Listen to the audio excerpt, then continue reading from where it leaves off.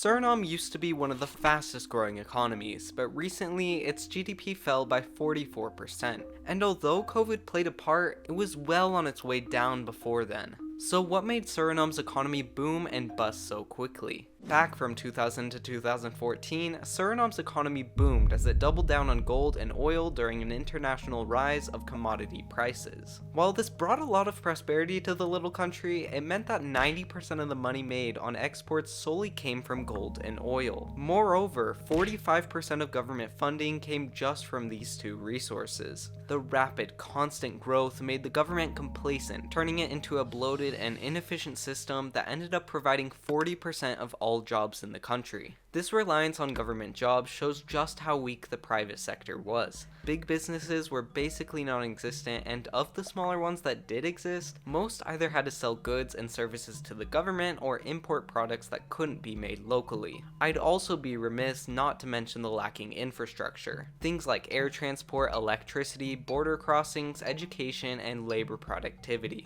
If any of these were better, Suriname could have been more resilient and weathered the storm just a bit better. Worse still, despite the IMF's warnings, Suriname barely did anything to prepare for tough times or adjust its economic policies. All this meant that Suriname was incredibly vulnerable to external shocks, and so when commodity prices started to fall in mid-2014, Suriname's government found it no longer had enough money to support itself, and thus the entire country's economy collapsed. Within the same 2-year period, debt tripled and inflation ballooned from 3.4% to 60%. The government's inaction to raise interest rates only worsened the currency collapse. Inflation wiped out family savings, and thousands of Surinamese lost their jobs. To add insult to injury, right as Suriname was really starting to get back onto its feet, it was beaten back down by the pandemic. Sprinkle in some corruption and you get the abysmal economic state that Suriname has found itself in today.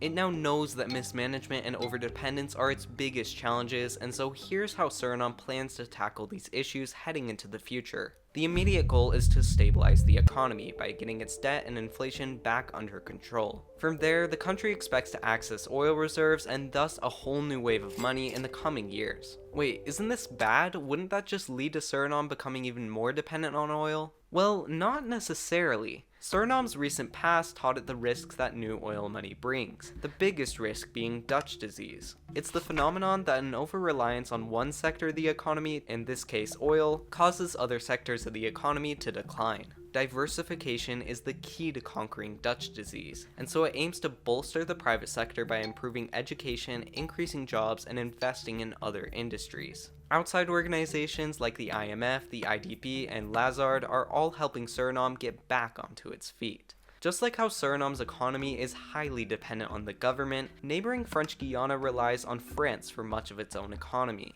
This is part of the reason why French Guiana is and remains a part of France, but that's definitely not the full story. Click here to find out more about that, and thank you to my members and to you for watching.